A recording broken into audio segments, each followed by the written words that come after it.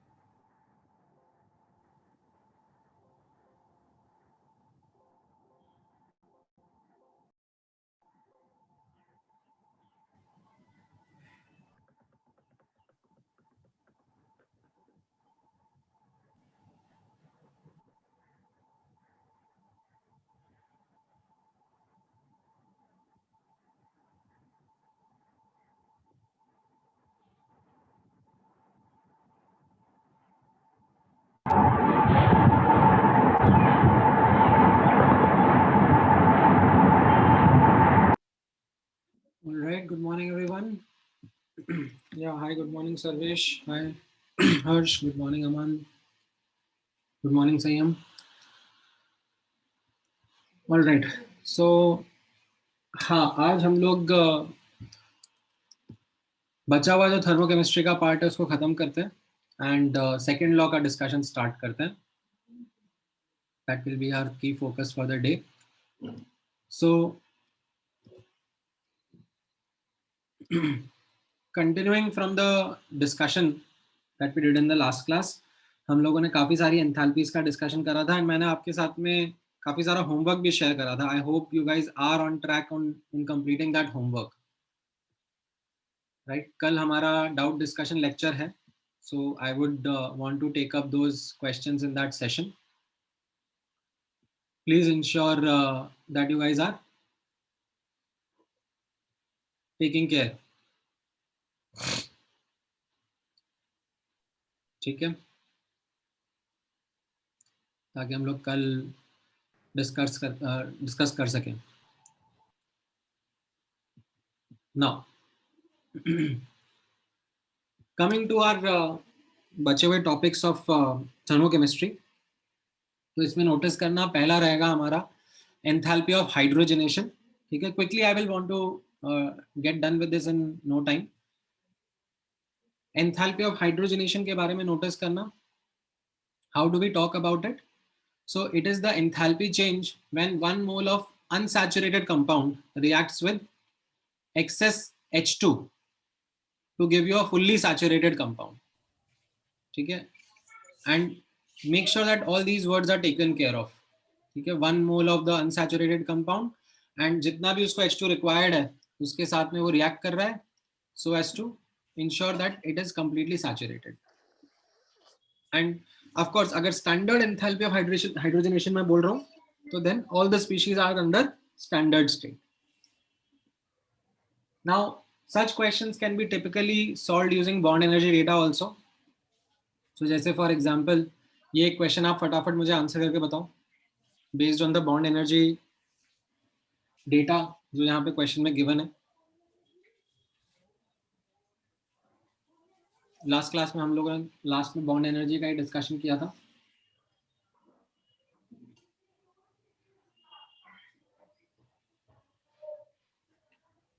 क्या आंसर रहेगा इसका आप लोगों के हिसाब से?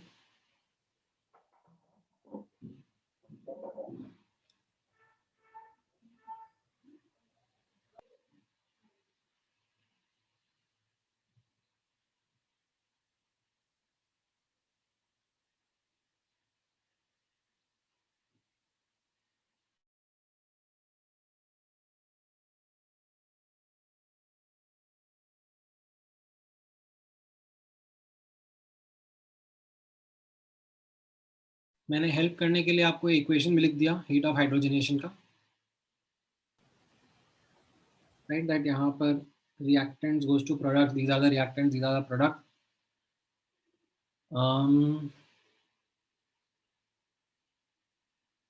सही है सर्वेश, गुड। तो यहाँ पर आप इन स्पीशीज का पहले डायग्राम बना लो, लो स्ट्रक्चर्स कि क्या टाइप के बॉन्ड्स हैं इनमें। Once that is clear, then you can simply put bond energy of reactants minus bond energy of products, right? So यहाँ पर रिएक्टेंट साइड पे एक कार्बन डबल बॉन्ड कार्बन है, 4 कार्बन सिंगल बॉन्ड हाइड्रोजन है और एक हाइड्रोजन सिंगल बॉन्ड हाइड्रोजन है। और प्रोडक्ट साइड पर you have 1 carbon single bond carbon and 6 carbon single bond hydrogen. So you put the data and you will get the answer. आपका आएगा -115 kilo joule per mole. ठीक है, simple question था, ये आना चाहिए था। अगर आपका नहीं आया है क्वेश्चन का आंसर तो मतलब आप लास्ट क्लास में जो मैंने पढ़ाया वो रिवाइज करके नहीं आ रहे हो, and that is not acceptable.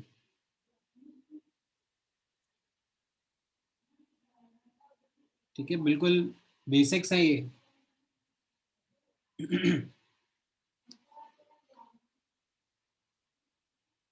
Alright, थोड़ा सा डिफिकल्ट क्वेश्चन मैं आप लोगों के साथ में शेयर करता हूँ।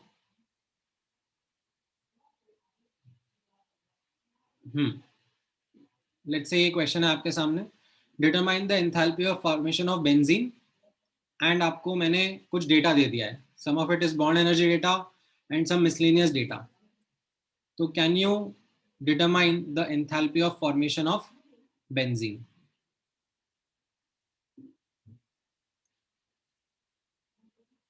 ट्राई करो, फिर हम डिस्कस करते हैं।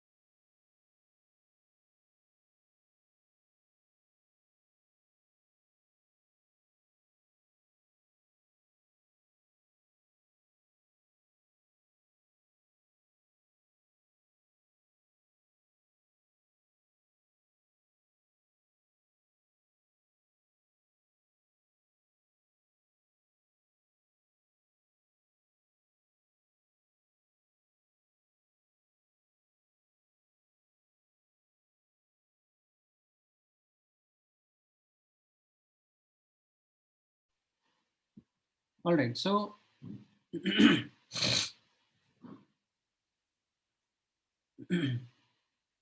नहीं नहीं, यहाँ पर like it is not any organic का reaction that we are talking about. Enthalpy of formation of benzene आप कैसे लिखोगे? सबसे पहले तो वही कैच है आपके सामने, तो आप enthalpy of formation of benzene का इक्वेशन लिखोगे, 1 mole of benzene forming from its constituent elements in their most stable naturally occurring form. तो ये कार्बन सॉलिड एंड ये H2 गैस, करेक्ट। इसका एंथैल्पी ऑफ फॉर्मेशन आपसे पूछा जा रहा है। नाउ जिसने मुझे आंसर दिया है अभी, please note that you cannot apply bond energy data on this reaction. All the species in this reaction need to be in gaseous state before you apply bond energy data. ठीक है, सो यहाँ पर may be आप लोगों ने कुछ दिमाग लगाया and I am glad that आप लोगों ने कुछ कुछ आंसर निकालने की कोशिश करी, बट आपके आंसर डेफिनेटली गलत है। First, you need to ensure that all these species are in gaseous form, and then only you can apply the bond energy. Data. तो ये पहला हिंट है आपके लिए, अब ट्राई करो। Let's see if now you are able to get me a correct answer.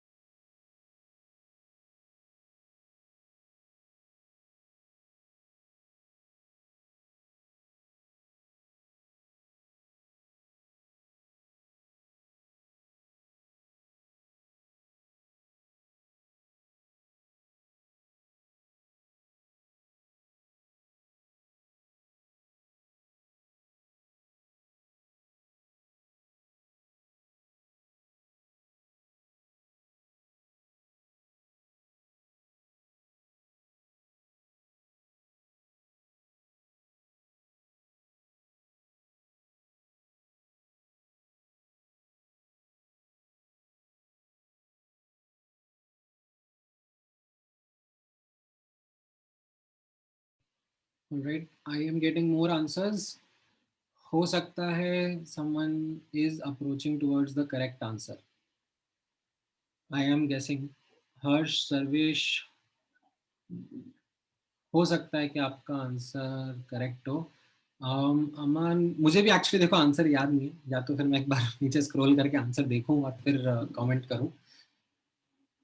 But let's see कि इसमें नेक्स्ट जो इम्पोर्टेंट स्टेप है आपको करना है to ensure that everything is in gaseous state. तो मैं क्या करूंगा, ये 6 कार्बन सॉलिड को मुझे कार्बन गैस में कन्वर्ट करना है। ठीक है। अच्छा, मैं आंसर चेक करके बताऊं, चलो एक मिनट रुको, मैं चेक करके बता ही देता हूँ, इतना हलचल है तुम्हारे मन में। ठीक है, तो I check the answer and Harsh, Sarvesh तुम्हारा करेक्ट है। ठीक है, कृष्णा, अमान, हृदय, संयम, ईशान, नहीं, आप लोगों का करेक्ट नहीं है। संयम मतलब like I don't know, decimal की गड़बड़ कर रहे हो, क्या कर रहे हो? ओके, देख लेते हैं, लेट्स सी। सो इसमें अब आप पहले इन सबको गैसियस फेज में कन्वर्ट करोगे, राइट। सो ये जो कार्बन सॉलिड है यहाँ पर, ठीक है, इस कार्बन सॉलिड को कार्बन गैसेस में कन्वर्ट करना जरूरी है। तो उसके लिए I will use this data that is given in the question, that enthalpy of sublimation of carbon graphite is given to you. तो carbon graphite to carbon gas, ये डेल्टा एच 718 है किलो जूल। और क्योंकि यहाँ पे 6 coefficient है तो मैं इसको 6 से मल्टीप्लाई कर लूंगा और इसको फ्लिप करके ऐड कर दूंगा। ठीक है, मैं इसको फ्लिप करूंगा ताकि ये carbon solid right hand side पे आए और फिर कार्बन सॉलिड और कार्बन सॉलिड कैंसिल आउट हो जाए, बचे यहाँ पर सिर्फ कार्बन गैस। तो ये मेरा रिजल्टेंट रिएक्शन आ जाएगा और इसका एंथैल्पी चेंज क्या होगा, delta H of the first reaction minus 6 times 718, क्योंकि मैंने इसको फ्लिप करा। ठीक है, तो ये इसका डेल्टा एच रिएक्शन मेरा आ गया। अब इस पर मैं बॉन्ड एनर्जी डेटा अप्लाई कर सकता हूँ। कैसे, नोटिस करना, ये जो डेल्टा एच रिएक्शन है जिसको मैंने ऊपर से कैलकुलेट करा, delta H minus 718 into 6 should be equal to bond energy of reactants minus bond energy of products. Bond energy of reactants में कार्बन तो ऑलरेडी एटमाइज्ड है तो उसमें तो कोई बॉन्ड ब्रेक नहीं करना, सिर्फ हाइड्रोजन के बॉन्ड्स ब्रेक करने हैं। तो 3 times bond energy of hydrogen, single bond hydrogen, minus right hand side पे कौन से बॉन्ड्स है, you are seeing there are 6 carbon hydrogen bonds, there are 3 carbon single single bond and carbon double double bonds। तो इनका data दिया हुआ है, but hydrogen single bond hydrogen का डेटा नहीं दिया हुआ है, राइट। यहाँ पर आपको carbon double bond carbon, carbon single bond carbon और कार्बन सिंगल बॉन्ड हाइड्रोजन का डेटा दिया हुआ है और हाइड्रोजन सिंगल बॉन्ड हाइड्रोजन का डेटा नहीं दिया हुआ है। तो ये एक और ट्रिक था इस क्वेश्चन में, that you had to use this enthalpy of atomisation of H। ठीक है, ये जो enthalpy of atomisation of H था आप इसका इक्वेशन देखोगे तो it is formation of 1 mole of H from its most stable naturally occurring state, and this is actually given to us 217.5 kilojoule, which is half of the bond energy of HH. हम इसको half of bond energy of HH भी बोल सकते हैं, half mole H2 break हो रहा है, correct. So bond energy of hydrogen, hydrogen bond आ गया 435 किलो जूल पर मोल, जिसको अब मैं यहाँ पे सब्स्टिट्यूट करूंगा एंड डालूंगा तो मेरा आंसर आ जाएगा of 327 kilo joule per mole. ठीक है. अच्छा, now that I am looking at the answer carefully, तो हर्ष, ईशान, आप लोगों का आंसर भी करेक्ट नहीं है. आप लोगों ने मुझे -325 आंसर दिया है, तो मे बी आप लोगों ने भी कहीं पे मिस्टेक कमिट किया है. कहाँ पर मिस्टेक कमिट किया है देख के बताओ. Where is it that you guys faltered? Did you follow all the steps? और क्योंकि ये है डिफिकल्ट क्वेश्चन, मतलब जनरली मैं एक्सपेक्ट नहीं करता हूँ कि स्टूडेंट्स इस वाले क्वेश्चन का आंसर दे पाते हैं, बट दे पाए तो बहुत ही अच्छी बात है. कहाँ पे गड़बड़ घोटाला हुआ चेक करके बताओ. सर्वेश, साइंस में. अमान, तुम कहाँ पे गड़बड़ कर रहे हो? आजकल तुम सही आंसर नहीं देते, ध्यान भटक गया है तुम्हारा एमटी के बाद में.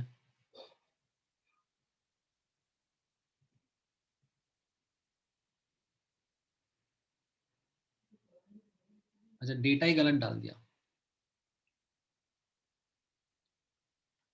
बाकी अप्रोच पूरा सेम था, सही था.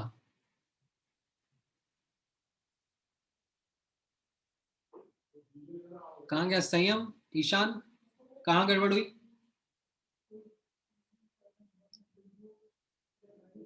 ठीक है, I need you guys to understand your mistakes as well, that where is it that you made mistake.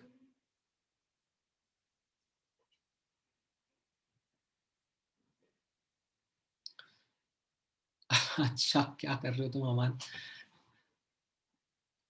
नहीं नहीं, वो तो सिंगल हाइड्रोजन एटम के लिए होता है, मतलब that would be the ionisation energy.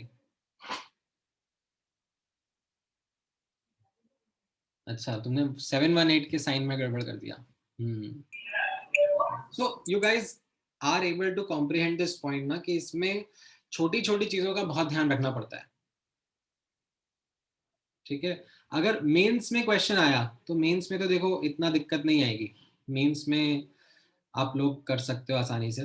अच्छा, वैसे I am going to do this thing कल ना, I am going to select some question from जो ये अभी पिछले हफ्ते मेंस के क्वेश्चन आए, उनमें से मैं क्वेश्चंस निकाल निकाल के आप लोगों के साथ में जो जो चैप्टर्स अपन ने कर लिए हैं वो डिस्कस करूंगा. तो let's see how you are prepared up for mains का लाइक क्वेश्चंस, एंड काफी इजी क्वेश्चंस हैं, तो it would be interesting to see. जो जो चैप्टर्स हमने कर लिए उनके क्वेश्चन में डालूंगा. ठीक है, मैं पहले ही डाल के दे दूंगा आपको, ऐसा नहीं कि हम लोग उस टाइम पे एक सॉल्व करने बैठेंगे. I will share it on the group, and then आप लोग ट्राई करना कि हो रहे हैं स्टिपुलेटेड टाइम ड्यूरेशन में, और कुछ डाउट रहेगा तो हम लोग डिस्कस करेंगे. ठीक है, ऑल राइट. तो ये वाला क्वेश्चन समझ में आया?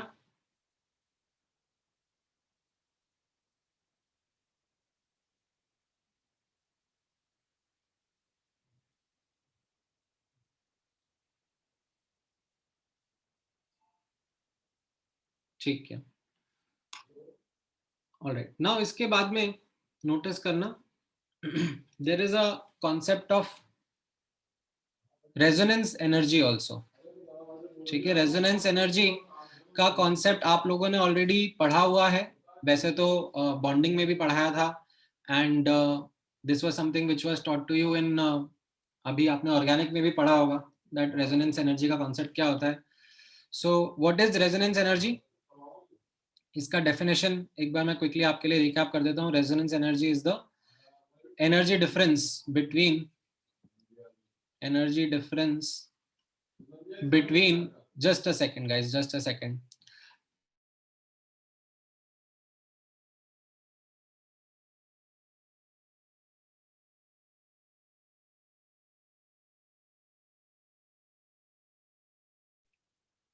energy difference between the hybrid and most stable canonical form.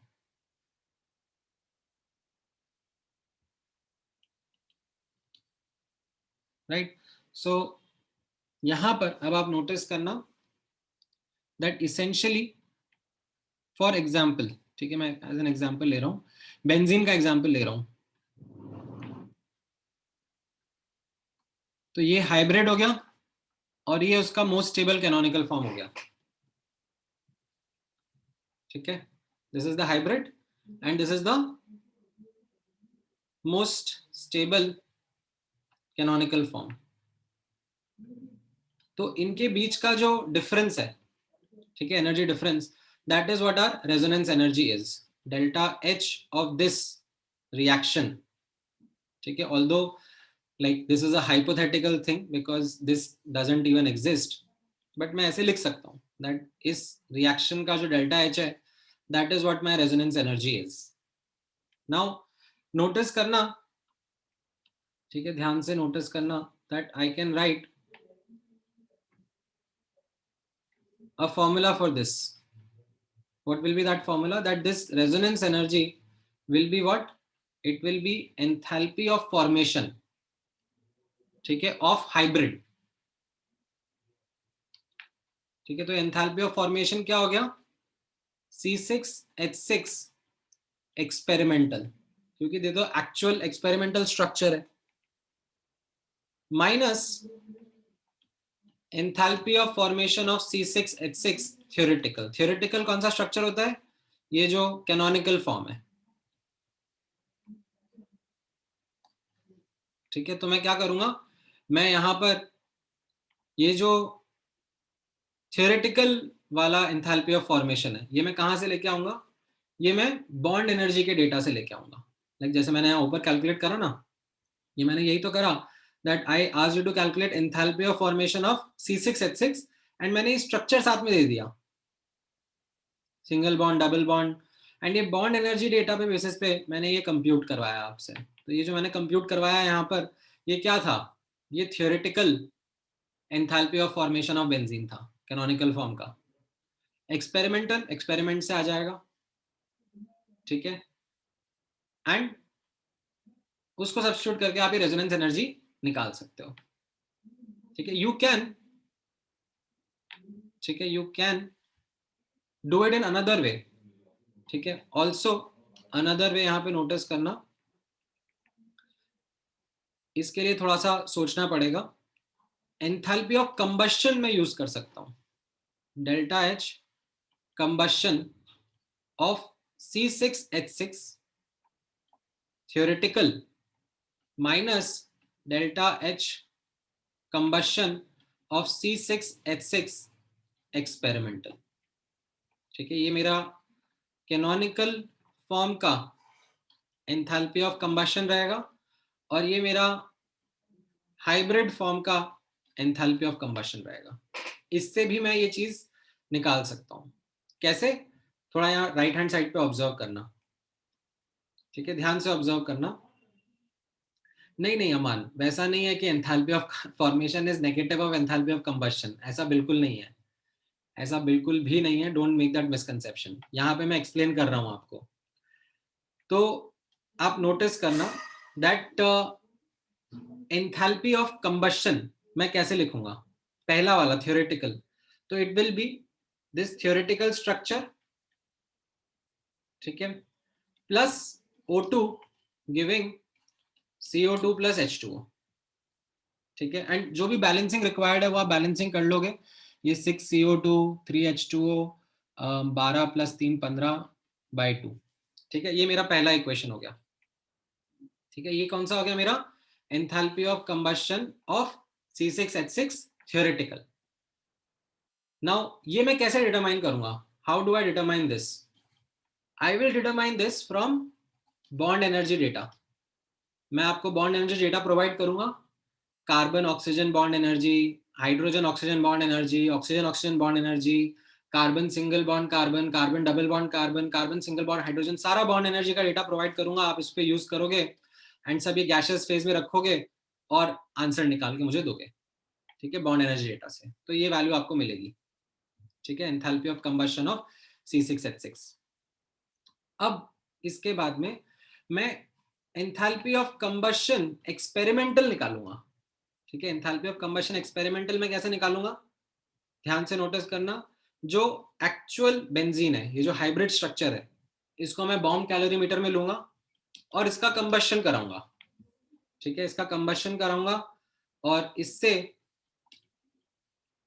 जो एंथैल्पी मिलेगी, ठीक है, फ्रॉम द एक्सपेरिमेंट, वो मैं नोट करूंगा, ठीक है, ये एक्चुअल एक्सपेरिमेंट करने पे मिलेगा और इन दोनों का फिर मैं डिफरेंस लूंगा, ठीक है, आप नोटिस करोगे if I do this, if I do 1 - 2 तो क्या हो जाएगा, ये सब O2 O2 CO2 CO2 H2 H2 cut जाएगा, क्या बचेगा 1 - 2 से, 1 - 2 करने से सिर्फ ये बचेगा,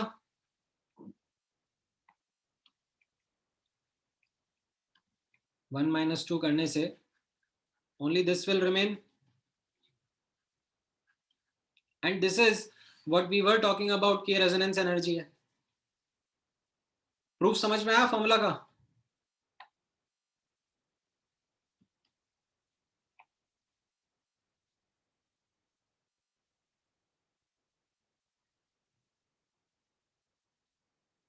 हाँ हाँ, आप और भी एंथैल्पीज यूज कर सकते हो कृष्णा, ये तो मैंने क्या कंबशन का बताया, आपको चाहिए तो आप हाइड्रोजनेशन यूज करो, ठीक है, जैसे फॉर एग्जाम्पल मैं यहां पर, ठीक है, नोटिस करना, लेट मी इंट्रोड्यूस एक और फॉर्मूला, ठीक है, मैं यहां पर एक और फॉर्मूला इंट्रोड्यूस कर सकता हूं, that resonance energy I can write delta H hydrogenation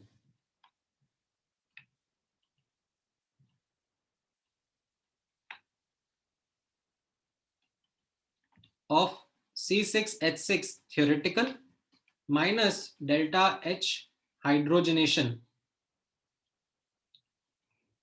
of C6H6 experimental, तो भी मेरा आंसर आएगा। कैसे? वापस से आप नोटिस करो, सेम थॉट प्रोसेस रहेगा, ठीक है, दैट ये जो थियोरेटिकल वाला है ये मैं बॉन्ड एनर्जी डेटा से निकालूंगा, like instead of now having this combustion reaction, ठीक है, मैं इसको एक बार रब कर लेता हूं, ये कंबशन रिएक्शन की जगह, ठीक है, लेट्स से मैं हाइड्रोजनेशन रिएक्शन के बारे में बात कर रहा हूं, तो हाइड्रोजनेशन रिएक्शन कैसा रहेगा, ये जो थियोरेटिकल वाला है ये कैसा रहेगा, how will this theoretical hydrogenation reaction look like, it will be, this is the theoretical benzene plus 3H2 giving cyclohexene, ठीक है, and what will this experimental look like, actual benzene plus H2 giving cyclohexene, right, और अब मैं 1 - 2 करूंगा तो क्या दिख रहा है, 1 - 2 is this getting into this, right, and this is what my resonance energy was na,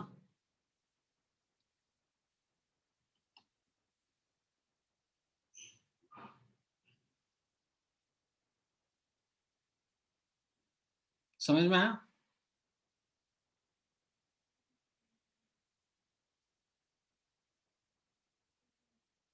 ठीक है, नहीं नहीं ऐसा नहीं है Sarvesh, it is stable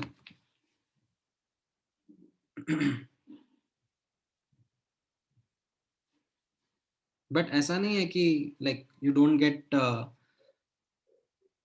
like catalyst वगैरह यूज करना पड़ता है, मतलब जहां तक मुझे याद है निकल कैटलिस्ट यूज करके बेंजीन का हाइड्रोजनेशन होता है, मुझे एग्जैक्टली याद नहीं है बट शायद निकल कैटलिस्ट से हो जाता है,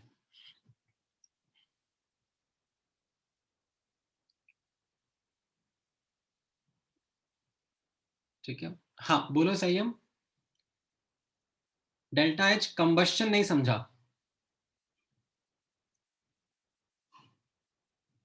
हाँ तो ये देखो जो डेल्टा एच ये थियोरेटिकल है, ये मैं कहाँ से निकालूंगा, ये मैं बॉन्ड एनर्जी डेटा से निकालूंगा, carbon single bond carbon, carbon double bond carbon, carbon single bond hydrogen, ये सारा डेटा यूज करके यहाँ पे निकालूंगा। और ये कैसे निकालूंगा, ये तो मैं एक्चुअल एक्सपेरिमेंट करके निकालूंगा कि इसमें कितना एंथैल्पी चेंज आ रहा है। ठीक है, अब ये बॉम्ब कैलोरीमीटर में नहीं करूंगा, ये मुझे किसी और तरीके से करना पड़ेगा। ठीक है, मतलब ये हाइड्रोजनेशन के लिए कोई अलग डिवाइस यूज करना पड़ेगा, बट मैं कर सकता हूँ, एक्सपेरिमेंटली डेटा निकाल सकता हूँ।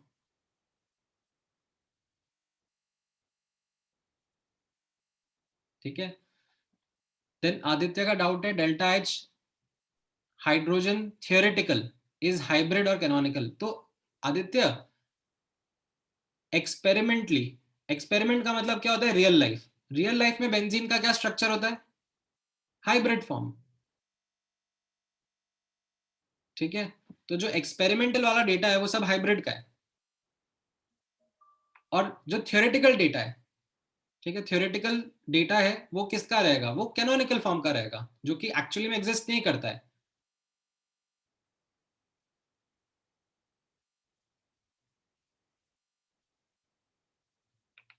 ठीक है, हाँ। अब इसमें आप नोटिस करो कि ये कैसे आया। जैसे, अच्छा, अगर आपको पहला वाला भी एक्सप्लेन करना है मुझे, तो पहला वाला भी मैं एक्सप्लेन कर देता हूँ, पहला वाला भी कोई दिक्कत नहीं है। पहला वाले में आप नोटिस करो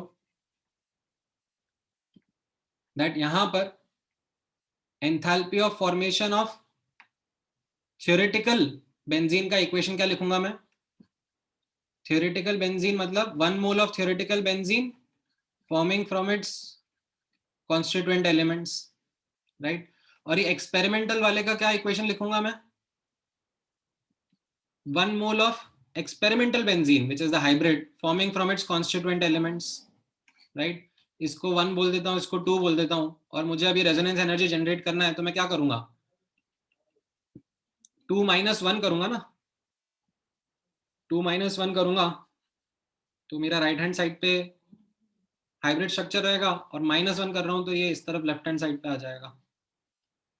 समझ में आया। तो दैट्स वाई यहां पर formula is experimental minus theoretical, because I want this to be calculated.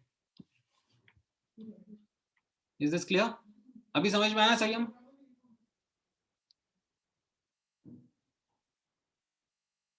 ये एंथैल्पी ऑफ फॉर्मेशन लिखा ना मैंने, एंथैल्पी ऑफ फॉर्मेशन क्या रहता है, 1 mole of substance forming from its constituent elements in their most stable naturally occurring form.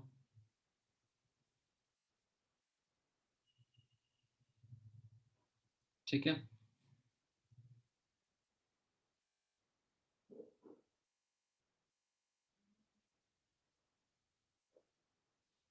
नहीं, we do reactant minus product नहीं रे बाबा।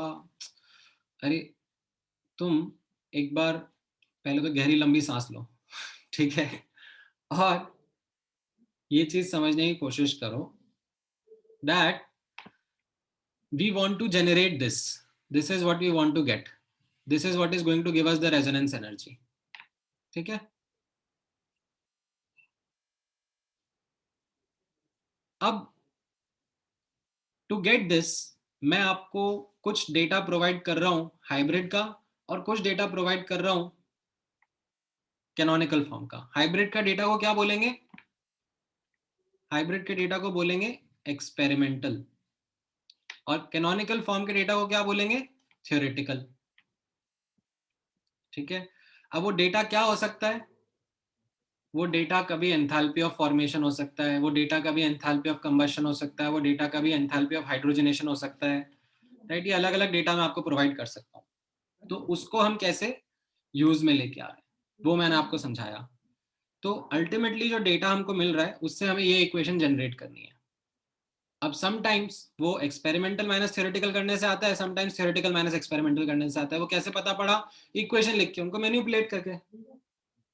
ठीक है, सो इक्वेशन लिख के मैनिपुलेट करके we get that as an answer, correct.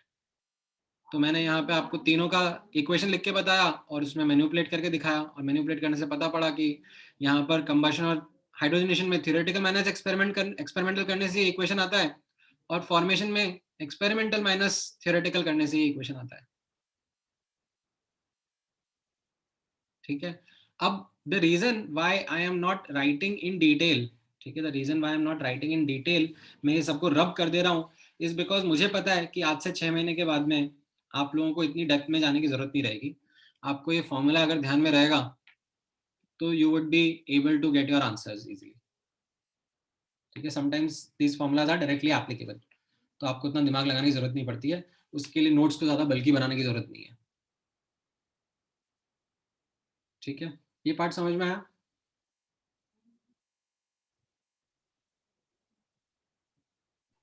Sir हाँ बोलो. सर 2 - 1 करेंगे तो हाइब्रिड से मोस्ट स्टेबल आएगा ना?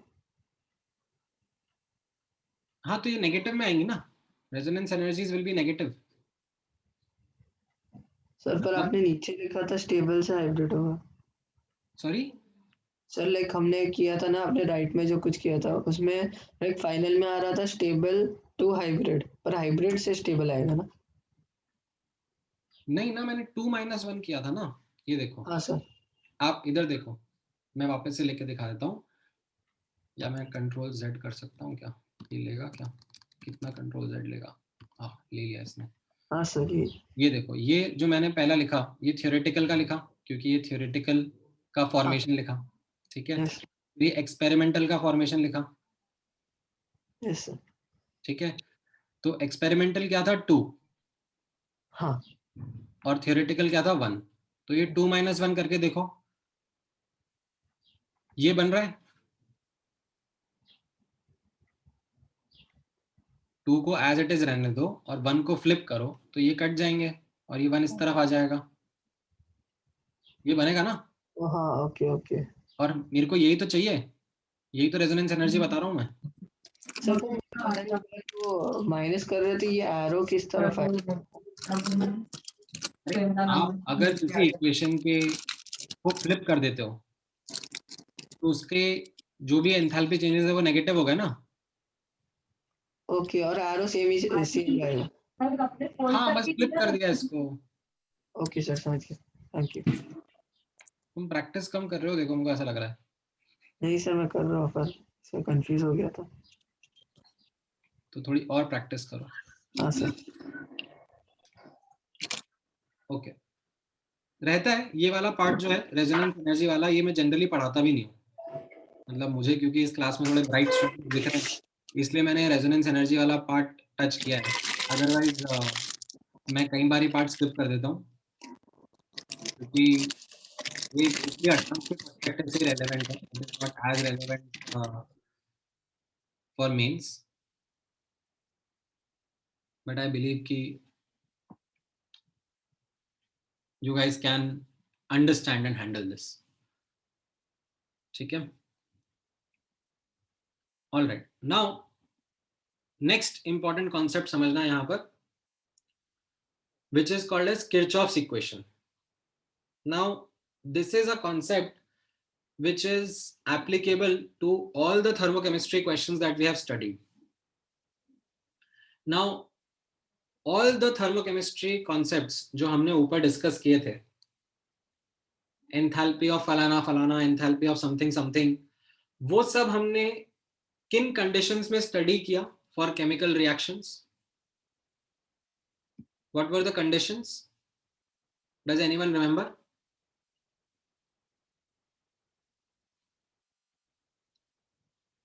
Constant pressure, temperature. एकदम सही कहा आपने. That constant pressure, temperature conditions पे मैंने reactions analyze करे हैं और उन सब का जो enthalpy change है उसका discussion आप लोगों के साथ करा है. ठीक है. Now if let's say मुझे किसी रिएक्शन का, ठीक है ध्यान से नोटिस करना, किसी रिएक्शन का enthalpy change at T1 temperature दे दिया, ठीक है, प्रेशर कांस्टेंट रखा हुआ है, तो क्या मैं उस रिएक्शन का enthalpy change eight T2 temperature बता सकता हूं क्या? मतलब जैसे फॉर एग्जांपल लेट्स से मैं ये रिएक्शन करा रहा हूं, हेबर्स प्रोसेस, ठीक है, एंड मैं ये इंडिया में करा रहा हूं. इंडिया में रूम टेम्परेचर प्रेशर कंडीशंस कैसी रहती हैं? Like they are 25 degree centigrade मान लेते हैं रूम टेम्परेचर, और प्रेशर 1 atm। हाँ, थोड़ा इंडिया गर्म है, 30 डिग्री मान लो, ठीक है। हम लोग साउथ इंडिया में है मान लो, तो थोड़ा गर्मी है। अब यही रिएक्शन मुझे पंजाब में किसी प्लांट में करना है, तो प्रेशर तो वही 1 atm ही है, बट टेम्परेचर वहां पे ठंडा है थोड़ा, मतलब से 10 डिग्री सेंटीग्रेड या 15 डिग्री सेंटीग्रेड है, तो मुझे उसका इंथैल्पी चेंज निकालना है। क्या वो वही रहेगा या वो वेरी कर जाएगा? तो the answer is it will very, it will vary with temperature. Now, can we get the answer to that? We definitely can. Like, it is this Kirchhoff equation which helps us understand the variation of enthalpy change with temperature. कैसे? आप notice करना, simple सा formula है। पहले मैं formula आपके सामने लिख देता हूं, that delta H of the reaction at T2 temperature is equal to delta H of the reaction at T1 temperature plus delta Cp reaction dt integration from T1 to T2। ये इसका formula रहेगा बहुत simply. What is delta CP reaction? Delta CP reaction is CP of products, ठीक है, CP of products multiplied by their coefficients minus CP of reactants multiplied by their coefficients. Simple सा है। हाँ, मैं प्रूफ भी कराऊंगा इसका, बहुत ही सिंपल डेरिवेशन भी है, बट रिजल्ट पहले आपको ध्यान में रखना है, रिजल्ट ज्यादा यूजफुल है। that delta H at T2 is equal to delta H at T1 plus integral delta CP reaction dt। ये डेल्टा सीपी रिएक्शन एक नई चीज मैंने आपके सामने इंट्रोड्यूस करी है। डेल्टा सीपी रिएक्शन क्या होता है? It is CP of products minus CP of reactants multiplied by their respective coefficients, ठीक है। एंड ऐसा कोई कंपल्शन नहीं है कि ये गैसेस पर ही एप्लीकेबल है, सॉलिड लिक्विड रियल गैस सब पे रहेगा, ये ऑल स्पीशीज के लिए एप्लीकेबल है। नाउ कैसे आया ये, ठीक है, तो ये आया, इसका proof is again quite simple, it lies in the same simple concept. ये जो न्यू है, new new is the coefficient. जैसे यहां पर फॉर एग्जांपल ये जो रिएक्शन मैंने ऊपर लिखा आपके सामने, N2 plus 3H2 is giving 2NH3, तो इसका डेल्टा सीपी रिएक्शन में कैसे लिखूंगा? It will be 2 times Cp of NH3 minus 1 times Cp of N2 minus 3 times Cp of H2, ठीक है। ये डेल्टा सीपी रिएक्शन रहेगा, ठीक है। ओके, अब ये कहां से आ रहा है, इसका प्रूफ देख लेना, बहुत सिंपल सा प्रूफ है। You just need to remember that enthalpy is a state function, ठीक है। कैसे? आप नोटिस करना, ठीक है, नोटिस, इतना पार्ट नोटिस करो। मेरे सामने टास्क ये था कि ये रिएक्शन का एंथैल्पी चेंज T1 टेम्परेचर पे दिया हुआ है which is delta H01, and इसी रिएक्शन का एंथैल्पी चेंज मुझे T2 टेम्परेचर पे निकालना है विच इज से डेल्टा H0। तो अब मैं क्या करूंगा? I will create a cycle out of it. जैसे बॉर्न हेवर साइकिल वगैरह क्रिएट किया था हमने, वैसे यहाँ पे मैं एक साइकिल क्रिएट करूंगा, ठीक है। मैं क्या बोलूंगा?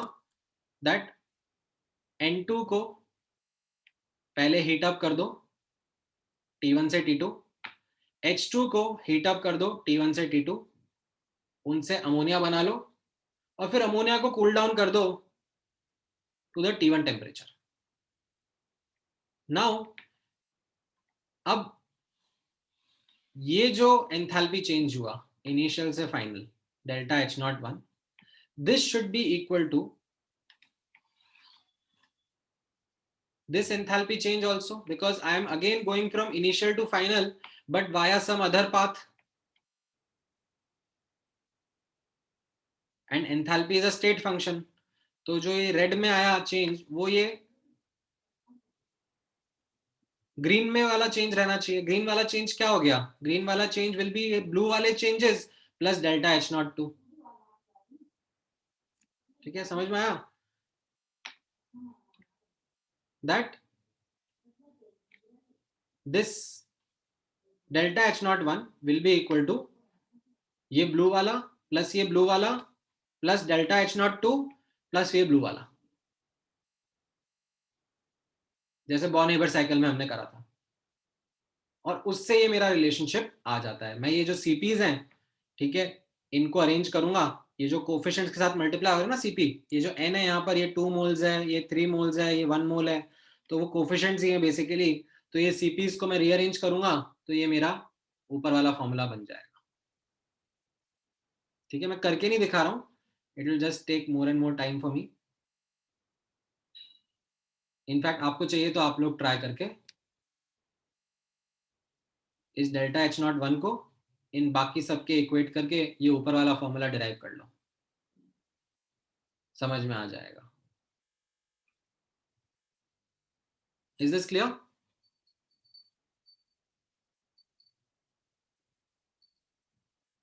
ठीक है, अब आपको वैसे तो फॉर्मूला यूज करना होता है जनरली, आप क्वेश्चन देखोगे तो क्वेश्चन से आपको रियलाइज होगा कि फॉर्मूला यूज करना है। तो जैसे ये क्वेश्चन है, ये आप ट्राई करो, and before you start this question you might have this doubt in you कि सर डेल्टा एच का वेरिएशन विद टेम्परेचर तो आपने बताया, बट डेल्टा एच का variation with respect to pressure भी तो होता है।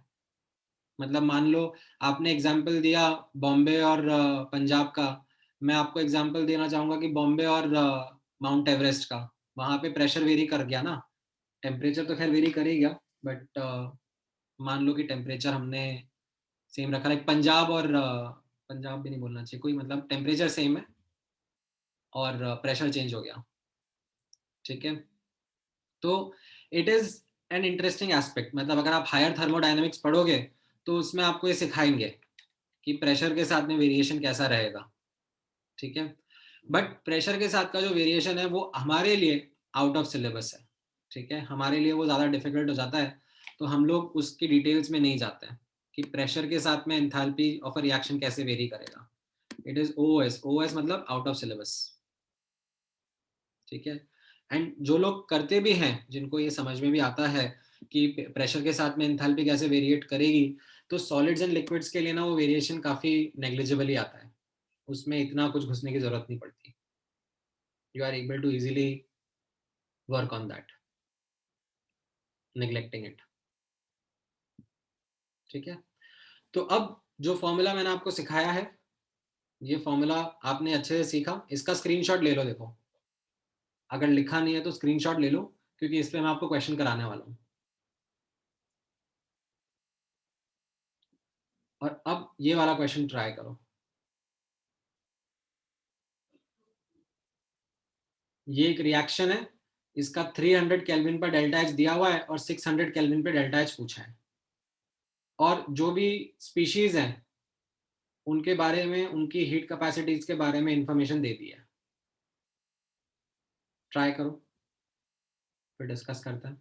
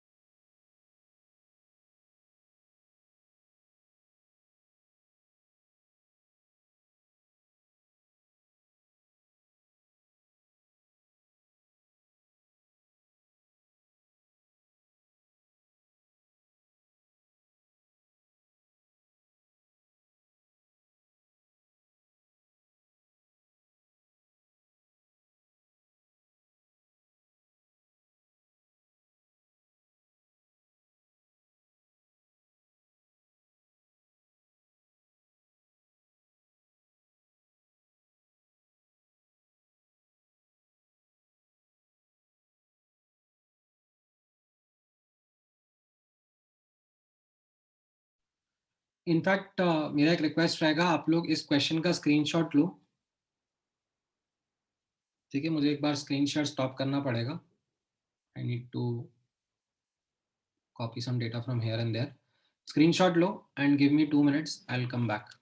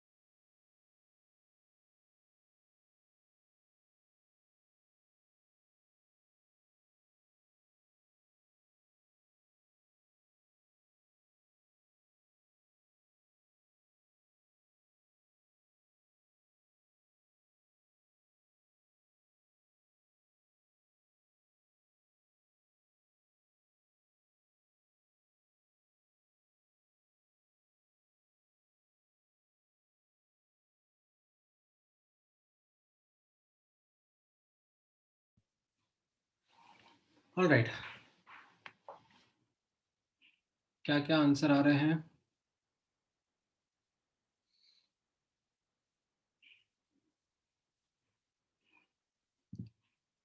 हो सकता है सर्वेश आपका करेक्ट हो, एक बार चेक कर लेते हैं, मतलब अल्फा बीटा के टर्म्स में ही रहेगा आंसर तो। हाँ ठीक है, हम ट्राई कर लो।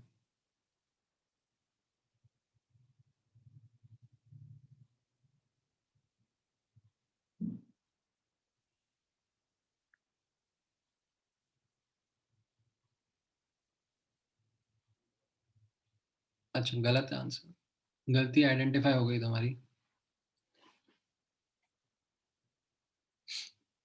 देख लेते हैं महिमा, मुझे भी एग्जैक्टली आंसर तो याद नहीं है, वो नीचे ही लिखा होगा।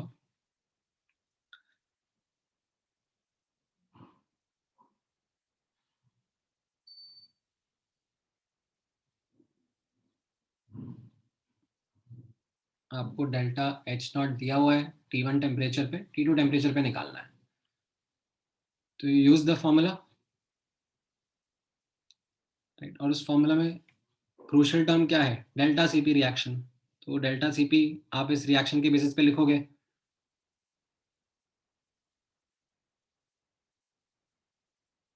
It will be CP of products minus CP of reactants, ठीक है। तो सीपी ऑफ प्रोडक्ट्स क्या क्या है, अब यहाँ पे आप नोटिस करोगे ए बी जो है, ए बी वो डायटोमिक गैस हो गया, AB2 जो है वो पॉलीएटॉमिक गैस हो गया, तो उनके सीपीज यहाँ पे आप एडअप कर लोगे।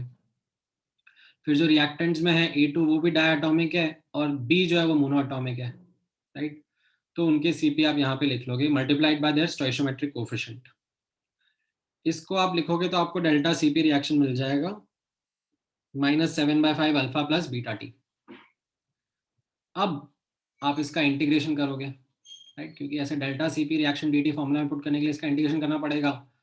तो आप इसका इंटीग्रेशन करने के बाद में क्या आएगा, ये हो जाएगा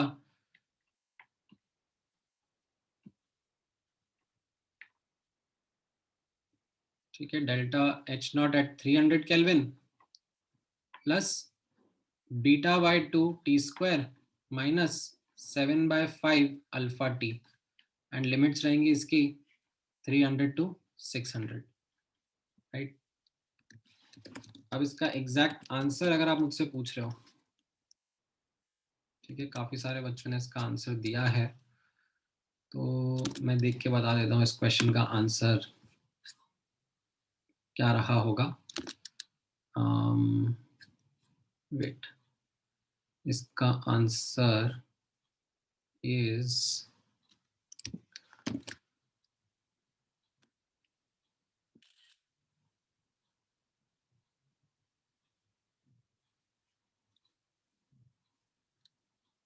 ये बुकलेट में ये दिया हुआ है -100 प्लस 135 बीटा माइनस 0.42 अल्फा। किसका मैच करा? किसी का मैच करा, किसी का भी नहीं, किसी का भी नहीं। अरे अरे अरे, ये क्या हो गया, किसी का भी मैच नहीं करा।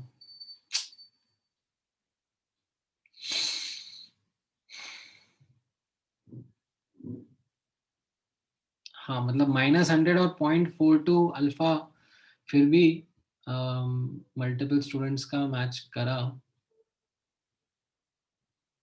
बट बीटा नहीं, नहीं नहीं नहीं, कहाँ गलती हुई देखो, बताओ।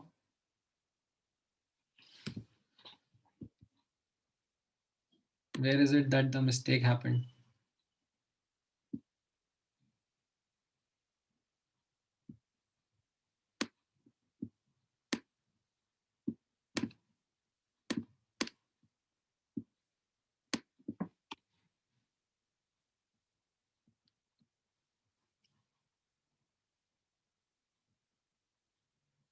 कैलकुलेशन में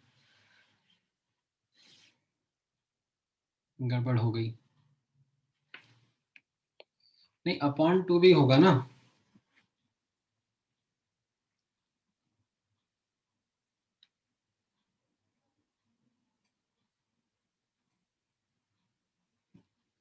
ये 135 क्यों आया? क्योंकि अपॉन टू भी हुआ ना यहाँ पर।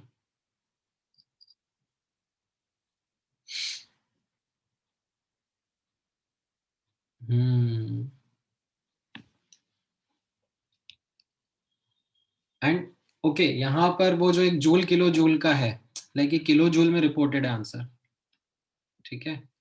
क्योंकि ये जो डेटा ये किलो जूल में था ना, यहाँ पे राइट हैंड साइड में एक्चुअली आपको 1000 से डिवाइड करना पड़ेगा ताकि आप ये किलो जूल में बता पाओ,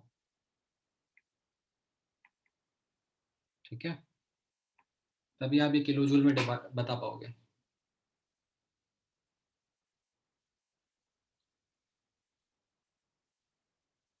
ऑल राइट, चलो ठीक है, एक और क्वेश्चन ट्राई कर लो।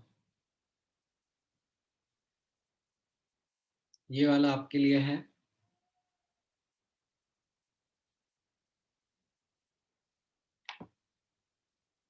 ठीक है, इसको +10 डिग्री सेंटीग्रेड कर देता हूँ मैं, क्योंकि समटाइम स्टूडेंट्स आर लाइक कि सर ये तो होगा ही नहीं रिएक्शन -10 पर। चलो बताओ क्या आंसर रहेगा इसका।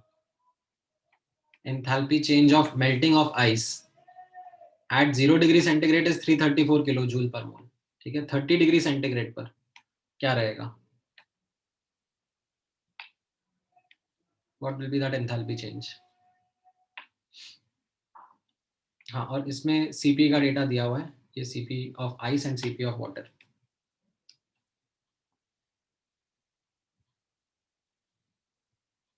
बताओ, देखो क्या आ रहा है आंसर।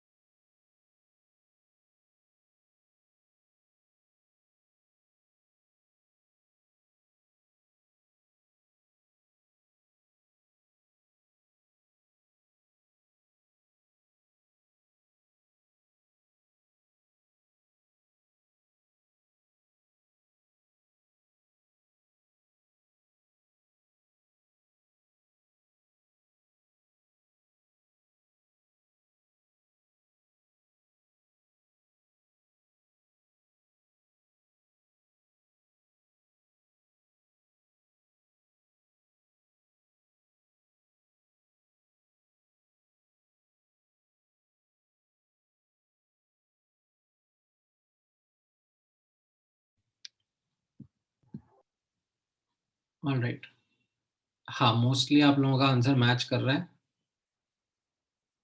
396.7। ठीक है, तो सही होगा।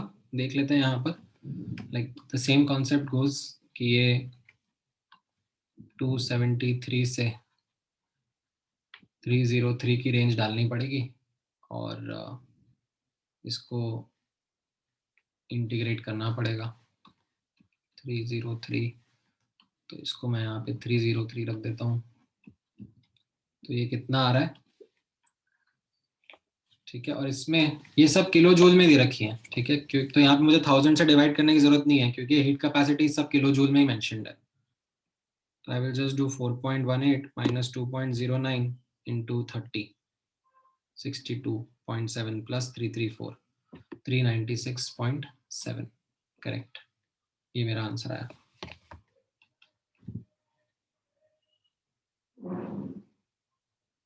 नहीं, डिग्री सेंटीग्रेड को डिग्री केल्विन में कन्वर्ट करने की जरूरत नहीं पड़ेगी यहाँ पर। एक्चुअली यहाँ पे जरूरत नहीं पड़ी, क्योंकि like difference in temperature was same in kelvin and degree centigrade.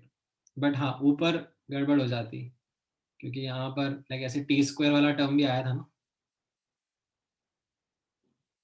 तो वो ध्यान रखना पड़ेगा। चलो ठीक है। All right, now let's begin with second law of thermodynamics. Although I was hoping that major time of the class we get for second law of thermodynamics, but अभी आधा घंटा भी नहीं बचा, तो still चलो हम लोग second law of thermodynamics discuss कर सकते हैं. We will not lose the precious time. ध्यान से फोकस करना। अब हम लोगों ने फर्स्ट लॉ डिस्कस कर लिया है। एज अ क्विक रिकैप, हम लोगों ने फर्स्ट लॉ को अप्लाई करा है on ideal gases. We have applied first law on heating and cooling of solids. We have applied first law on phase changes, and we have applied first law on chemical reactions. Applying first law on chemical reactions is something which was a very important part that constitutes of thermochemistry. Okay? And we spent, I think, 2, 3, 4 lectures on it, trying to understand enthalpy and its calculations. So make sure that all of this is something which is under your command. You know क्या concepts पढ़े हैं, क्या formulas derive करे हैं और उनको कैसे questions में apply करा है. Now let's talk about the second law of thermodynamics and its entropy based interpretation. ठीक है, तो you will be introduced to another thermodynamic property called as entropy. वो क्या होता है मैं थोड़ी देर में discuss करता हूँ. But first let me go through the drawback of first law of thermodynamics, which helps pave way for the second law. Now, the understanding behind first law of thermodynamics is that it is law of conservation of energy. ठीक है, first law of thermodynamics was law of conservation of energy, that अगर कोई भी process हो रहा है तो उसमें एनर्जी कंजर्वेशन रहना चाहिए. Now the question that first law fails to answer is कि अगर एनर्जी कंजर्वेशन हो रहा है तो डज दैट मीन प्रोसेस होगा ही सही. ठीक है, डायग्राम समझ में आ रहा है. प्रोसेस हो रहा है is bound by the first law, that is law of conservation of energy. But energy conserve हो and that will mean process हो रहा है.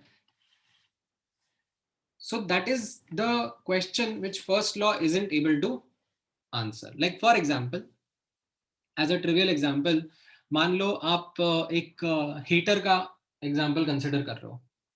ठीक है, हीटर कैसा है, that you put the heater in a room, it uses electrical energy and converts it into heat inside the room. ठीक है, it follows, let's say ideal situation है तो it follows that law of conservation of energy, electrical work being converted into heat inside the room. Now अगर मैं उस heater को किसी गर्म रूम में लेके चला जाऊं तो क्या वो हीटर उस रूम की हीट को यूज करके इलेक्ट्रिकल वर्क प्रोड्यूस कर देगा? थियोरेटिकली स्पीकिंग, एनर्जी तो कंजर्वेशन की तो बात कर रहा हूं मैं, one form of energy getting converted into another form of energy, but we don't see that process happening. We don't see that एक हीटर को मैंने गर्म रूम में जाके रख दिया तो वो फिर उस रूम की हीट को लेकर इलेक्ट्रिकल वर्क कर रहा है. So the drawback of first law is that it does tell us about law of conservation of energy, energy exchanges, but it does not provide us information about why certain processes happen in particular directions only. Why is it that they don't happen in the opposite direction? And there are numerous examples of it. Numerous examples that we come across. So this is where the second law comes into picture. It helps us understand that what will be the natural, or you can say spontaneous direction associated with process. कि वो किस direction में होगा. तो as long as a process is happening by itself, ठीक है, spontaneous word का meaning क्या रहेगा thermodynamics में, that it occurs by itself. ठीक है, it has to obey the second law of thermodynamics. ऐसे लोटी से हम लोग represent करें स्लॉट से. Now अब सेकेंड लॉ ऑफ थर्मोडायनेमिक्स, ठीक है, इज समथिंग जिसके बहुत सारे इंटरप्रिटेशन है. ठीक है, सेकेंड लॉ ऑफ थर्मोडायनेमिक्स के बहुत सारे इंटरप्रिटेशंस हैं. And you can come across various trivial interpretations also.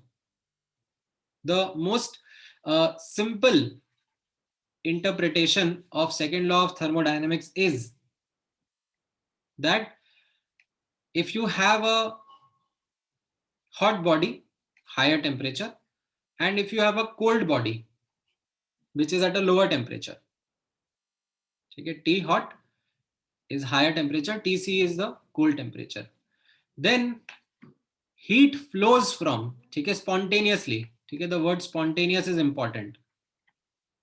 Heat flows spontaneously from hot region to cold region.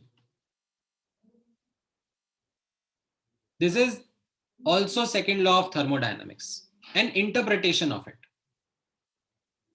that there are certain directions in which processes happen which are governed by the second law.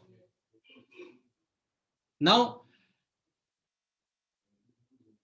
another interpretation, okay, another interpretation of second law of thermodynamics is from the point of view of energy, जो कि हमारे syllabus में है नहीं, हम लोग उसको वैसे पढ़ते नहीं है.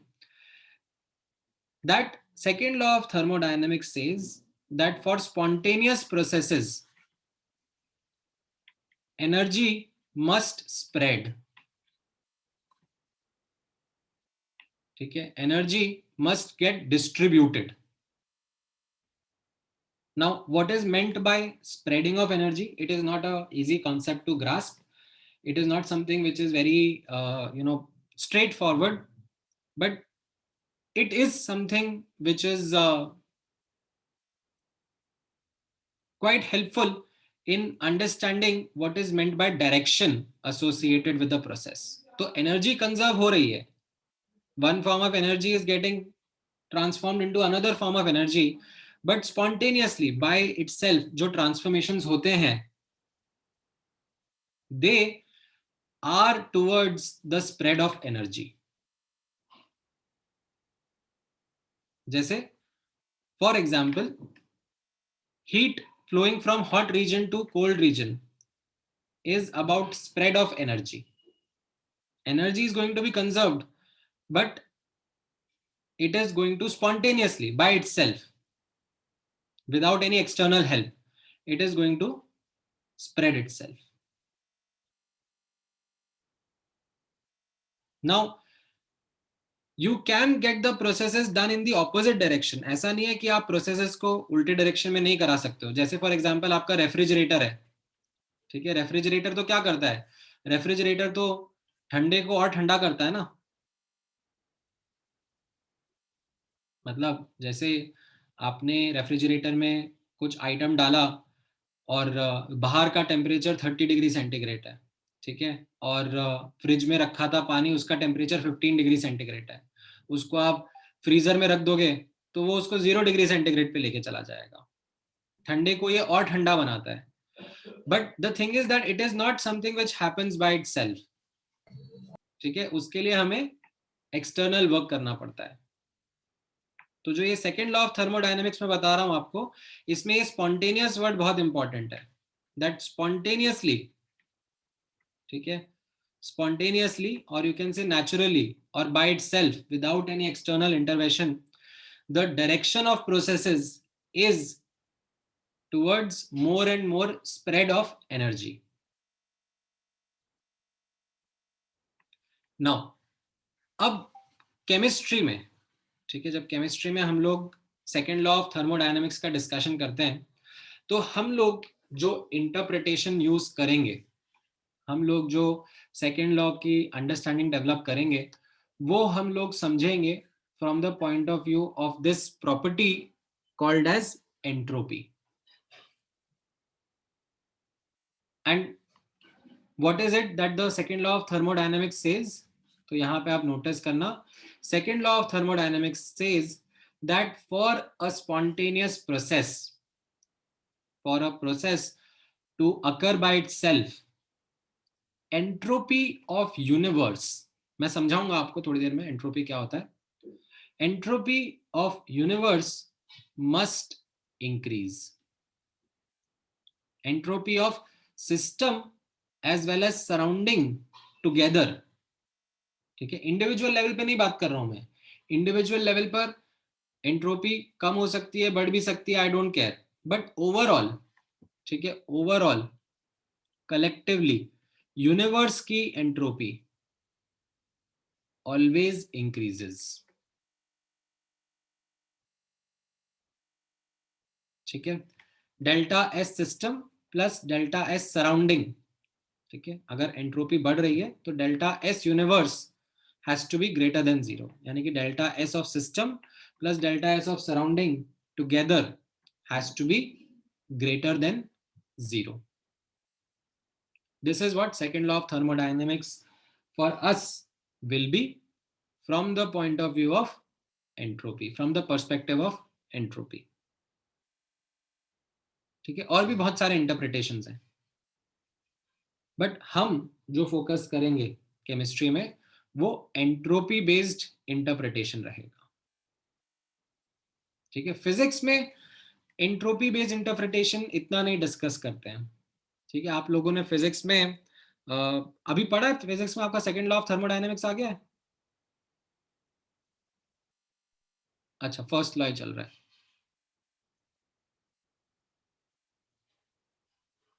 अच्छा, फर्स्ट लॉ भी जस्ट स्टार्ट ही हुआ है. ओके ओके, केटीजी खत्म हुआ है. ठीक है, तो फिजिक्स में जब आप सेकेंड लॉ ऑफ थर्मोडायनेमिक्स पढ़ोगे ना, तो फिजिक्स में भी there will be a different interpretation that will be focused on. Physics में क्या इंटरप्रिटेशन रहती है? फिजिक्स में इंटरप्रिटेशन रहती है from the point of view of useful work. ठीक है, वो इंटरप्रिटेशन हम लोग डिस्कस करेंगे, लेकिन मैं उसको एंड ऑफ द चैप्टर के लिए रखता हूं, क्योंकि हमारे लिए केमिस्ट्री में ये एंट्रोपी वाला कॉन्सेप्ट ज्यादा इंपॉर्टेंट है. ठीक है, तो ये फिजिक्स वाला आप लोग पढ़ लो एक बार, मैं अपने इस पर्टिकुलर चैप्टर के एंड में उसको डिस्कस करूंगा. ठीक है, नाउ अब यहां पे आप नोटिस करना that what is this entropy. ठीक है, what is meant by entropy and like ये डिफाइन क्या होता है, कैसे होता है, लाइक ये समझ में ही नहीं आया. What is this second law of thermodynamics talking about that entropy of the universe keeps on increasing. ठीक है, for a spontaneous process S universe should increase और delta S universe should be greater than 0. तो अब notice करना entropy के बारे में, हम लोग एंट्रोपी के दो इंटरप्रिटेशंस का डिस्कशन करेंगे. एक इंटरप्रिटेशन है क्लासिकल थर्मोडायनेमिक्स के ऊपर बेस्ड, और एक इंटरप्रिटेशन है स्टैटिस्टिकल थर्मोडायनेमिक्स के ऊपर बेस्ड. ठीक है, वैसे statistical thermodynamics is out of syllabus for you, it is not something which you are required to study, but जो इंटरप्रिटेशन एंट्रोपी का हमारे लिए इंपॉर्टेंट है वो स्टैटिस्टिकल थर्मोडायनेमिक्स से आता है. हम लोग उसके लिए थोड़ा सा इसका एक ओवरव्यू लेंगे. क्लासिकल थर्मोडायनेमिक्स और स्टैटिस्टिकल थर्मोडायनेमिक्स में क्या अंतर होता है, तो आप ये नोटिस करना that classical thermodynamics was a study of macroscopic parameters of system. What do I mean by macroscopic parameters? Macroscopic parameters are something like PVT.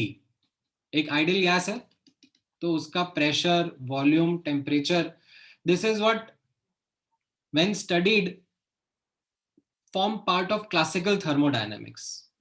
So you can take an analogy that these are the experimental gas laws. ठीक है, जो आपने पढ़े थे, Charles law, Boyle's law, ये सब जो आपने पढ़े थे, ये सब क्लासिकल थर्मोडायनेमिक्स के साथ में एसोसिएटेड मान लो आप, दैट आर मैक्रोस्कोपिक पैरामीटर्स. ठीक है, मैक्रोस्कोपिक पैरामीटर्स की स्टडी कर रहे थे. Now do you remember ideal gas law में हम लोगों ने केटीजी का भी डिस्कशन किया था, काइनेटिक थ्योरी ऑफ गैसेस, उसमें हम लोग कहाँ गए थे? We went at a microscopic level, ठीक है, वी वेंट इनटू अंडरस्टैंडिंग कि अरे ये जो इंडिविजुअल एटम्स, मॉलिक्यूल्स, पार्टिकल्स होंगे गैस के, ठीक है, उनका मूवमेंट कैसा रहेगा, उनकी स्पीड, काइनेटिक एनर्जी क्या रहेंगी। एंड हमने उन दोनों कॉन्सेप्ट्स को फिर मर्ज भी करा था। लाइक जो केटीजी है उससे हम लोगों ने आइडियल गैस इक्वेशन भी डिराइव कर लिया था। So this was another way of studying gases. तो उसी तरीके से थर्मोडायनेमिक्स में there are these two branches. Initial one जो स्टार्टिंग में डेवलप हुआ was classical thermodynamics, in which we understand the macroscopic parameters of system like pressure, volume, temperature, जो observe हो सकें, मेजर हो सकें, ठीक है, experimentally speaking. And then we discussed the microscopic aspects also using the kinetic theory of gases. तो उसी तरीके से स्टैटिस्टिकल थर्मोडायनेमिक्स जो है वो माइक्रोस्कोपिक सिस्टम्स के बारे में बात करता है, ठीक है, microscopic states of the system के बारे में बात करता है। अब नोटिस करना, ठीक है, ध्यान से नोटिस करना, as per classical thermodynamics what is entropy, ठीक है, as per classical thermodynamics what is it that we understood about entropy? तो the thing was that entropy was more of a mathematical outcome of classical thermodynamics. Now what was this outcome? यहां पे notice करना that when we were doing a lot of maths on classical thermodynamics, we studied different processes, different systems, and उनकी calculations कर रहे हैं, first law की calculations कर रहे हैं, heat, work, internal energy changes and all of that. And as part of doing all of those calculations, there was one important outcome, there was one important result which many scientists stumbled upon, that अगर मैं कोई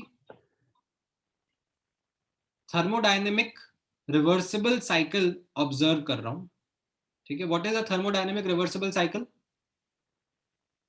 right, मैं कोई process कर रहा हूं, ठीक है, and that process is something which returns back to its original state, तो वो हमारा साइकिल हो गया। एंड रिवर्सिबल वर्ड तो आपको समझ में आता ही है, that system surrounding are always in equilibrium.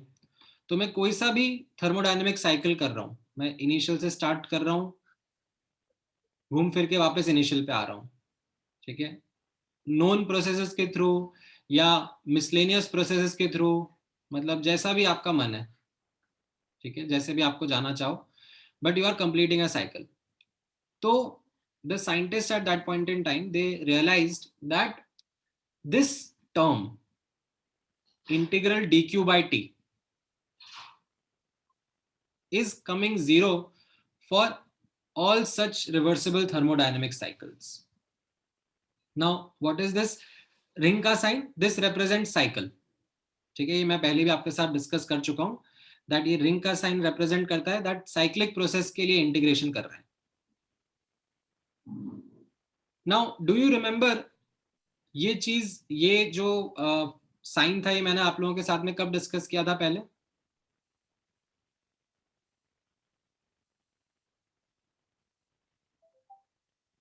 When did we come across this? जब मैंने करेक्ट स्टेट फंक्शंस के बारे में बात किया था, ठीक है, स्टेट फंक्शन के लिए मैंने बताया था ना कि स्टेट फंक्शन का साइक्लिक इंटीग्रल जीरो होगा, राइट, कोई भी मेरा स्टेट फंक्शन होगा तो उसका साइक्लिक इंटीग्रल जीरो होगा। लाइक जैसे प्रेशर था, वॉल्यूम था, टेम्परेचर था, like internal energy, right, enthalpy, तो इनके लिए कैसा है कि अगर मैं साइक्लिक प्रोसेस कर रहा हूँ and I am returning back to the original state, तो उन स्टेट फंक्शंस का मेरा चेंज जीरो रहेगा, क्योंकि those state functions they just depend upon the state of the system irrespective of the path that we have chosen. तो during classical thermodynamics का time, the scientists they were working on studying these different processes, and they found this uniform thing, this thing कि integral dq by t is coming out zero for all cyclic processes. That means they discovered a new state function. मतलब ये कोई नया state function उन्होंने discover कर लिया कि ये जो स्टेट फंक्शन है, जिसको मैं ऐसे dq by t से रिप्रेजेंट कर सकता हूं, for any cyclic process its change is coming out to be zero. And इसका फिर उन्होंने नाम रखा, ठीक है, उसका नाम उन्होंने रख दिया कि it is a state function, and let's call this state function as entropy.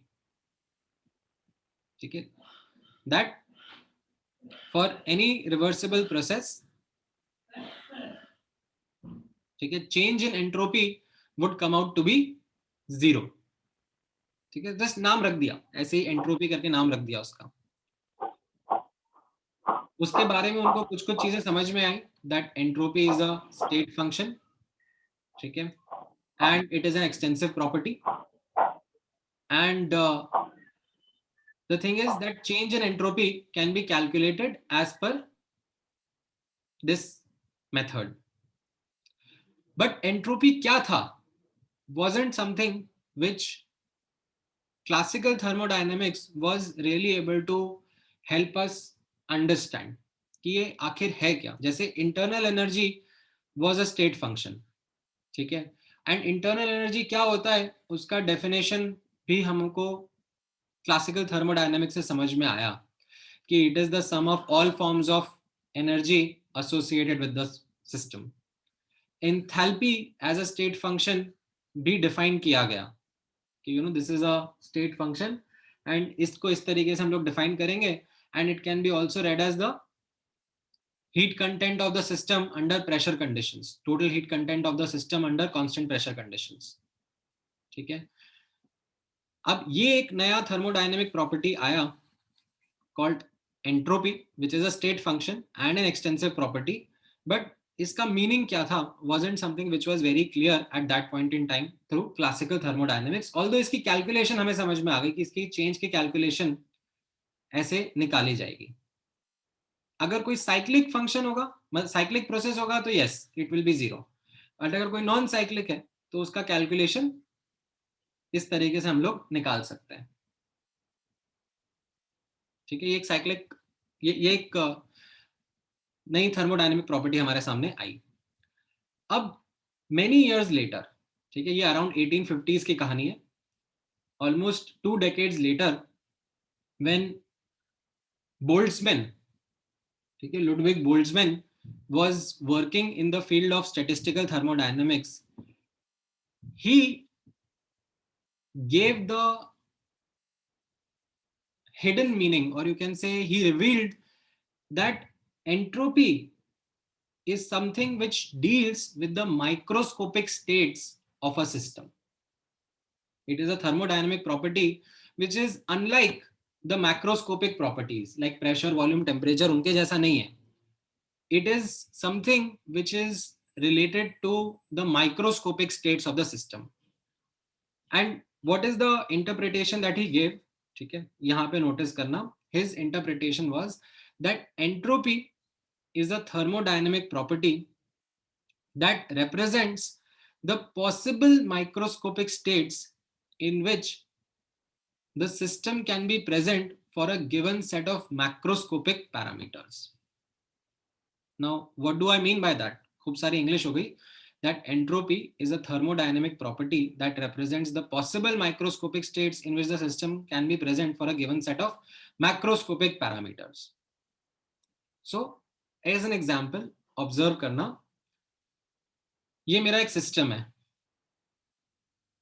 ठीक है, क्या है, आइडियल गैस, एंड इसके मैक्रोस्कोपिक पैरामीटर्स हैं P, V, T, D, like ये macroscopic parameters, जिसका pressure, volume, temperature, density, and so on and so forth. These are its macroscopic parameters. Now, अब for a given set of macroscopic state, that मेरा एक ideal gas है at certain pressure, volume, temperature. अब इसके अंदर notice करो ये जो gas के particles हैं, ठीक है, ये gas के particles ऐसे arranged रह सकते हैं. This is one microscopic state. इस गैस के पार्टिकल्स से ऐसे अरेंज रह सकते हैं. This is another microscopic state. इस गैस के पार्टिकल्स ऐसे अरेंज रह सकते हैं. That is also a microscopic state, right. Maybe we can't measure it, that how many such states are there, but it is something which is a property of the system. जैसे for example internal energy था. Internal energy का हम लोग absolute value नहीं निकाल सकते हैं, but इसका मतलब ये थोड़ी ना है कि इंटरनल एनर्जी इनफाइनाइट है. It is something which is a property of the system. तो उसी तरीके से ये जो एंट्रोपी था, it is a thermodynamic property which represents the possible microscopic states, all possible microscopic states that can be that the system can be present for a given set of macroscopic parameters. Now ये जो microscopic states हैं, ये मैं आपको कैसे explain कर रहा हूं एज एन एग्जाम्पल, कि मे बी ये arrangement of particles is a measure of microscopic states. ठीक है, मान लो अगर आपका गैस जो है वो लाइक से डायटोमिक है, तो even orientation of particles, different orientations can contribute to microscopic states, different microscopic states. For example, मान लो आपका सिस्टम जो है वो N2 गैस है, तो अभी for a given macroscopic state जो N2 है उसके मॉलिक्यूल्स ऐसे ऐसे अरेंज्ड हैं और उनका ओरिएंटेशन मान लो कुछ इस तरीके से है. ठीक है, डायटोमिक है ना ये. नाउ अगर इनका ओरिएंटेशन चेंज हो गया, ये ऐसे वर्टिकल की जगह हॉरिजॉन्टल हो गया, तो भी ये डिफरेंट माइक्रोस्कोपिक स्टेट है. This is also another microscopic state associated with the system. So entropy is a measure of all such microscopic states associated with the system. Now इसको कई बार सिंप्लीफाई करते हैं, सिंपलर वर्ड्स में कैसे बोलते हैं, that entropy is a measure of degree of randomness और disorder और केओस इन द सिस्टम. ये जो माइक्रोस्कोपिक स्टेट्स हैं ये क्या रिप्रेजेंट कर रही हैं? Degree of randomness. Like what are the possible ways in which the system can be present for a given set of macroscopic parameters. जैसे फॉर एग्जांपल आप सॉलिड लिक्विड गैस के बारे में बात करोगे, ठीक है, सॉलिड लिक्विड गैस के बारे में, लाइक यू हैव से you know 1 mole ice, you have 1 mole water, ठीक है, and you have say 1 mole water vapor. ठीक है, so same substance that you have. Now in case of vapor state, those water molecules can be present in many possible microscopic states as compared to whether it was in liquid, whether it was in solid. So entropy is a measure of the degree of randomness. Entropy is a measure of the disorder in the system, that what are the possible such microscopic states associated with the system. So more such disorder, more such randomness, we say more is the entropy associated with the system. And this was a completely different perspective. This was completely different perspective which classical thermodynamics had thought through. ठीक है, classical thermodynamics ने तो बोला कि ठीक है, हम लोगों ने एक ऐसा स्टेट फंक्शन ढूंढा है एंड ये उसकी कैलकुलेशन है. एंड बोल्ट्जमैन ने बोला कि आपका जो ये स्टेट फंक्शन है, इट इज एक्चुअली, उसका मीनिंग क्या है, what does it mean, what does it represent, ये हम लोग माइक्रोस्कोपिक पर्सपेक्टिव से ही समझ सकते हैं. And he did present calculations to prove that both are same.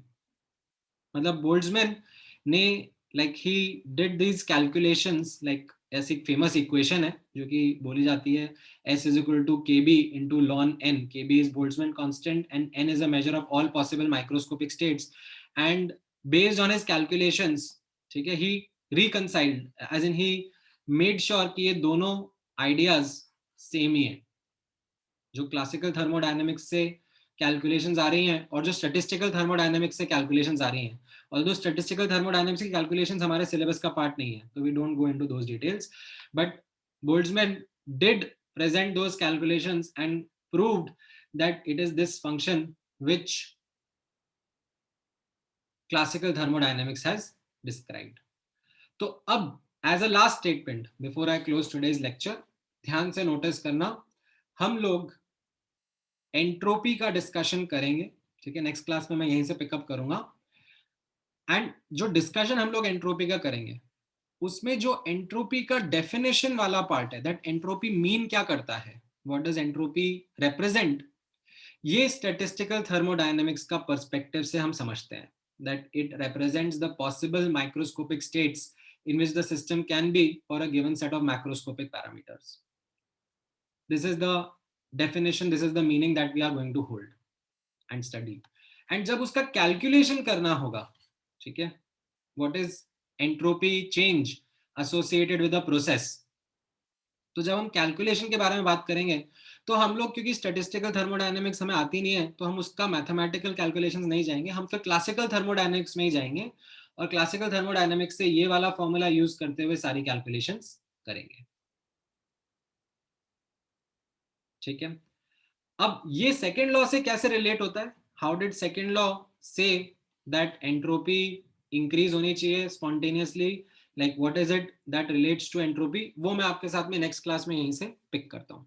ठीक है, अभी के लिए I will not overshoot a time a lot, मैंने ऑलरेडी 10 मिनट एक्स्ट्रा ले लिए, बट यहीं से मैं नेक्स्ट क्लास में आपके साथ पिकअप करता हूँ. ठीक है,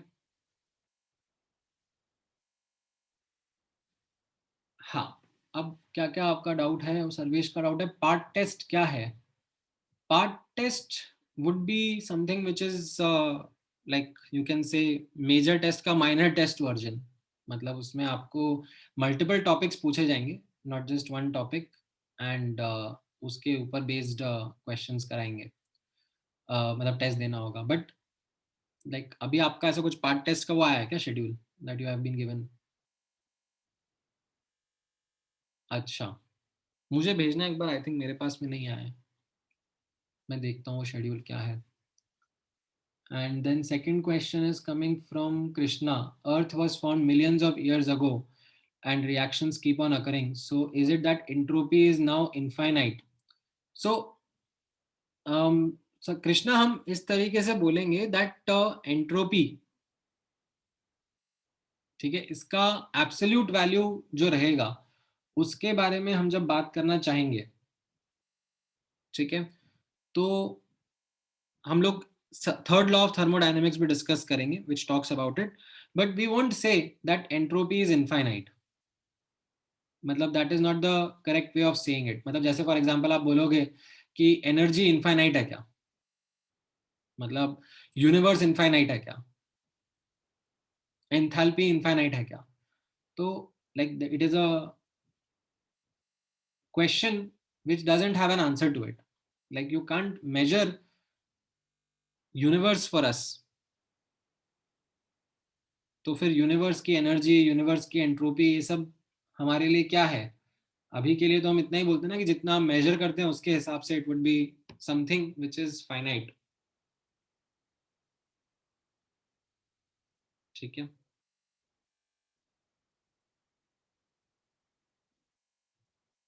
हाँ हाँ महिमा, हम लोग करेंगे ना एंट्रोपी का डेफिनेशन एंड कैलकुलेशन, हम लोग आइडियल गैस के लिए डिस्कस करेंगे। ऐसा नहीं है कि सिर्फ आइडियल गैस के लिए है, like it is something which is true for not just ideal gas, like all substances, solids, liquids, सबके लिए डिफाइंड है।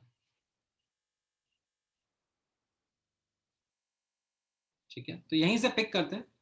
आई वॉज होपिंग कि थोड़ा सा टाइम मिलेगा तो कंटिन्यूटी रहेगी, बट ठीक है, नेक्स्ट क्लास में मैं यहीं से क्विक रिकैप करके इसका 5-10 मिनट का रिकैप करके फिर इसी के ऊपर आगे का भी स्टोरी पिकअप करता हूँ।